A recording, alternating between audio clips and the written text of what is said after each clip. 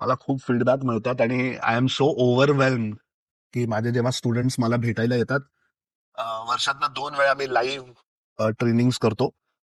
26 जानेवारी आणि 15 ऑगस्ट असे independence day आणि रिपब्लिक डे मी असे माझे 2 दिवस नेमलेत. त्या दिवशी मी ऑडियन्सला बोलवतो पुण्यात, मुंबईत, दिल्लीत कुठेतरी एक ठिकाणी आम्ही करतो.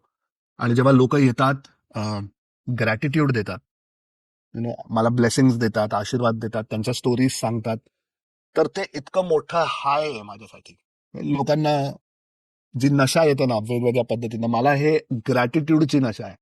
कारण पैसे ठीक आहे, पैसे माझ्याकडे ऑलरेडी आहेत आणि मी माझे कुठलाही बिझनेस करून पैसे कमवू शकतो. नाव माझ्याकडे ऑलरेडी आहे. म्हणजे मी मराठी ऍक्टर राहिलोय, टीव्ही सिरियल्स केलेत, ग्लॅमर, आणि ते सगळं मी ऑलरेडी बघून झालंय. तर आता कशासाठी काम करायचं? तर आता लोकांच्या लाईफमध्ये चेंज आणण्यासाठी, त्यांना अपग्रेड करण्यासाठी काम